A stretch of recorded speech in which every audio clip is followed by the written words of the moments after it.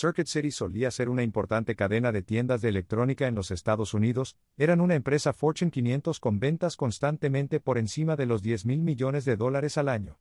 Los recuerdo más por sus ubicaciones rojas de forma distintiva en los comerciales de esta cosa genial donde se conectaría al suelo completamente electrificado, quiero decir, incluso hoy en día se puede decir fácilmente si un edificio solía ser un Circuit City, y lamentablemente hay muchos de ellos por ahí así. En noviembre de 2008 Circuit City se declaró en bancarrota. Fue la mayor declaración de bancarrota minorista desde que Kmart lo hizo 6 años antes. Durante los siguientes meses cerraron todas sus 700 tiendas y ese fue el final de Circuit City, al igual que uno de los minoristas más grandes del país que había estado en funcionamiento durante 60 años, se había ido haciendo de este un gran estudio de caso, y fácilmente uno de mis temas más solicitados. Creo que es interesante que Circuit City claramente haya dejado un impacto en las personas a pesar de haber desaparecido durante más de una década. Ahora todavía estamos pensando en ellos, así que en este video tan esperado. Voy a hablar todo sobre Circuit City mientras resalto lo que creo que son 5 de las razones más importantes detrás de su declive. Voy a relajarme y mi primera razón es su inversión en una tecnología fallida.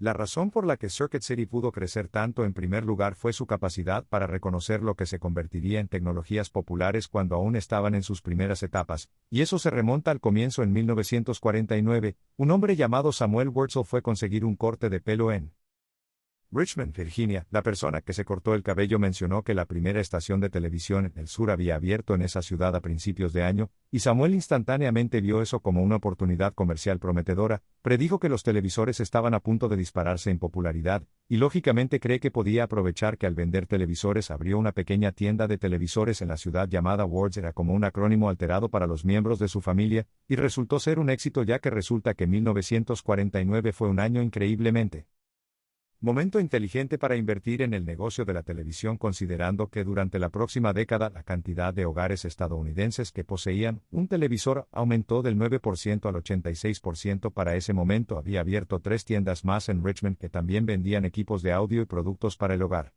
Electrodomésticos. A lo largo de las próximas 2 décadas, el negocio se expandió al tener ofertas públicas de acciones y usar las ganancias para adquirir minoristas similares en todo el país. En 1974, asumieron un gran riesgo al cerrar 2 de esas tiendas originales y usar el dinero para abrir una supertienda electrónica de 40,000 pies cuadrados que originalmente se llamaba el muelle de carga de Ward.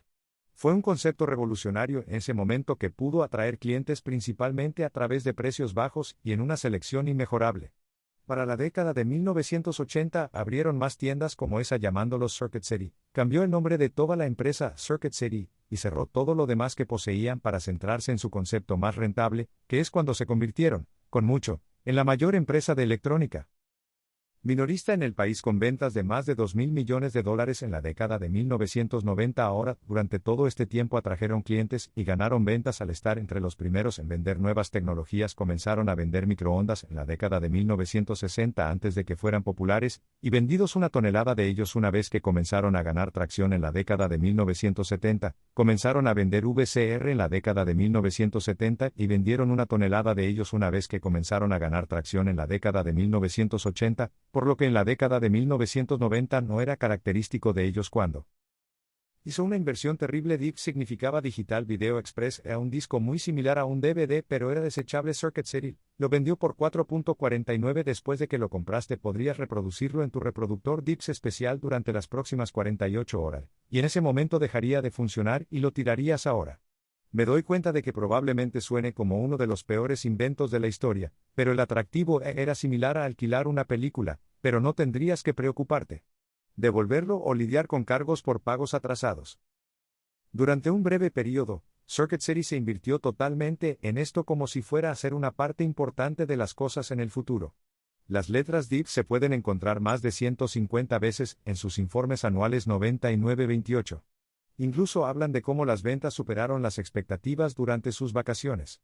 Pero lamentablemente las cosas realmente tomaron un mal giro a partir de ahí en George por múltiples razones. El DVD que todos sabemos resultó ser superior, y Circuit City abandonó el DIPS en junio del año siguiente. Al final perdieron más de $100 millones en desarrollo y promocionarlo. Pero la verdadera razón por la que está en mi lista es porque representa cómo Circuit City se alejó de su core business, y de una manera que no pudo ver lo que los consumidores realmente querían. Lamentablemente esas son dos cosas que seguirán siendo temas a medida que yo revise el resto de mis listas. Mi siguiente razón detrás de su declive son las malas ubicaciones desde mediados de la década de 1980 hasta la década de 1990. Circuit City estaba en la cima del mundo. Como dije, eran la tienda electrónica más grande sin ni siquiera un solo competidor lo suficientemente grande como para hazlos.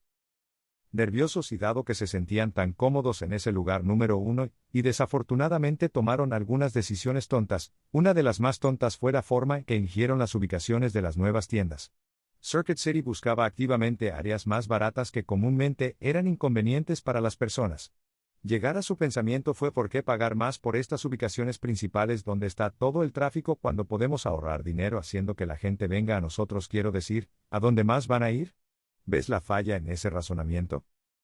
Best Buy fue otra tienda electrónica que también cambió su nombre, y comenzó a abrir grandes tiendas en la década de 1980, aunque a un ritmo mucho más lento, pero creo que deben haberse dado cuenta del error que cometió Circuit City, porque ingresarían a nuevos mercados exactamente de la manera opuesta, pagando más dinero para obtener estas increíbles ubicaciones y, por lo tanto, en todos estos mercados en todo el país, Best Buy era generalmente más accesible que Circuit City.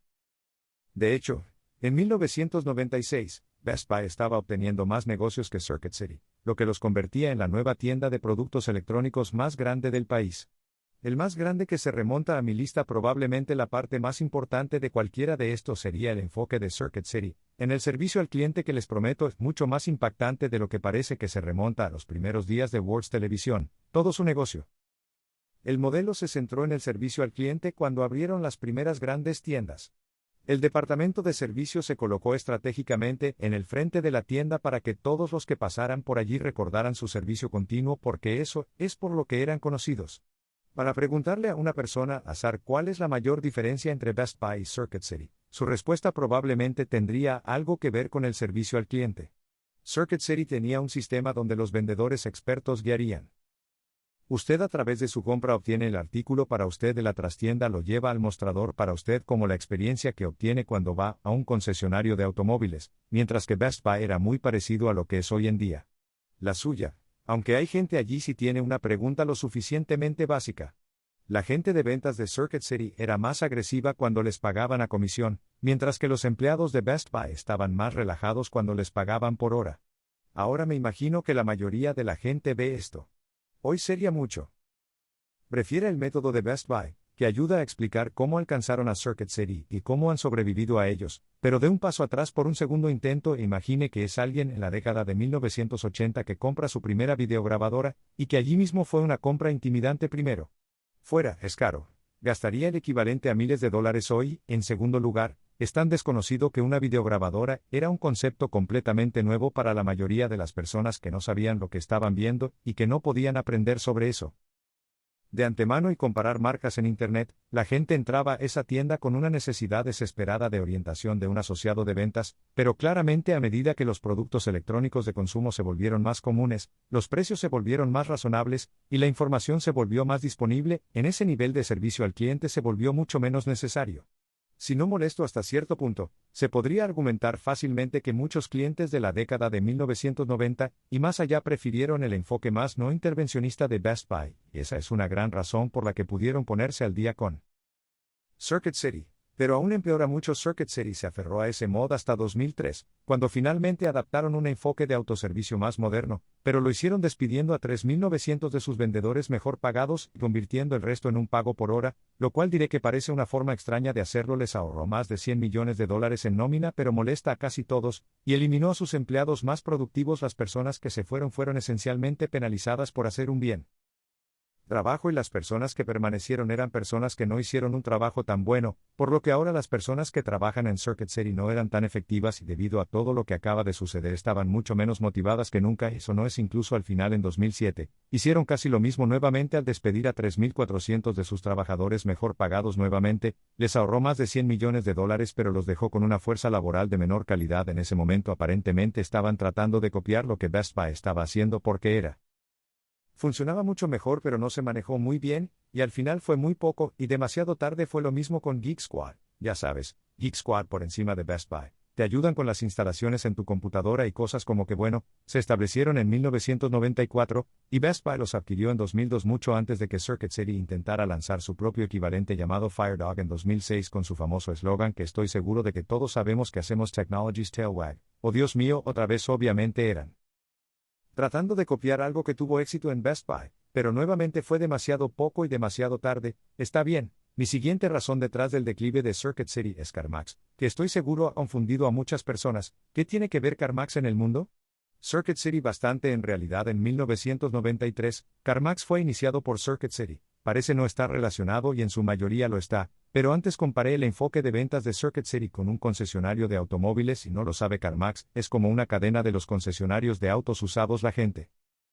En Circuit City sintieron que era una oportunidad prometedora dado que no había un competidor nacional importante como Dibbs, era un proyecto paralelo para ellos, pero aún más grande y aún menos relacionado. Debo decir que a pesar de que tomó años para que fuera rentable, CarMax fue financiado principalmente por su propia oferta de acciones, por lo que nunca drenó demasiado dinero de la empresa, pero requirió mucho de su enfoque. Comenzó como un solo lote de prueba en 1993 y creció a docenas de ellos durante la próxima década porque resultó escalar. Era la forma más efectiva de hacer que el concepto sea rentable. En 2002 se convirtió en su propia empresa, y muchos de los mejores gerentes de Circuit City se fueron con él. Para empeorar las cosas, tomaron gran parte del dinero que finalmente ganaron con CarMax y lo usó para recomprar sus propias acciones en Circuit City, que inmovilizó su dinero, y resultó ser una inversión terrible cuando el precio de las acciones se desplomó en 2008. En general, el CarMax Endeavor se consideraría un éxito en sí mismo, pero la falta de enfoque de los gerentes perdidos y la mala inversión en las ganancias lo han convertido en un revés más para Circuit City.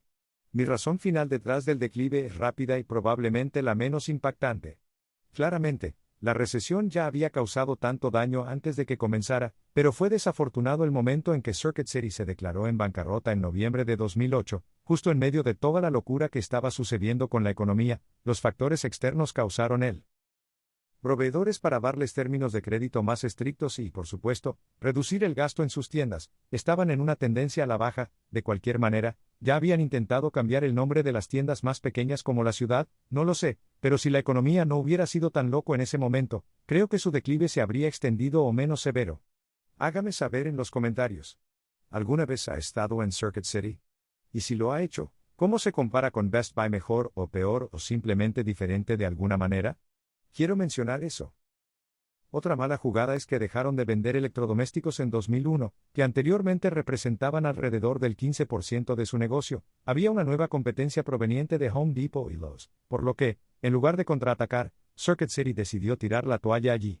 No tengo mucho que decir sobre esto, pero fue un mal momento porque fue justo antes de un gran auge inmobiliario que provocó que el mercado de electrodomésticos subiera, y también confundió a las personas considerando que habían estado vendiendo electrodomésticos durante casi 50 años, mientras que Best Buy todavía los vendía, dando a los clientes aún más razones para ir a Best Buy en lugar de Circuit City. Así que sí, tampoco fue un gran movimiento allí. Circuit City hizo tantos malos movimientos, pero la forma en que lo veo cuando se trata hasta que perdieron el ojo del tigre al igual que Rocky 3, se sintieron cómodos en su posición ganadora, y perdieron el impulso que los llevó allí en primer lugar, mientras que un nuevo competidor aparece con más determinación y son simplemente mejores. En lugar de aferrarse a su modelo obsoleto e invertir en proyectos paralelos, deberían haber estado planificando para el futuro y tratando de mejorar su negocio principal mientras aún tenían la oportunidad. Así que cualquier idea que tenga sobre Circuit City déjela en los comentarios. Me gusta escuchar lo que tienes que decir. Gracias por ver. Música. Gracias.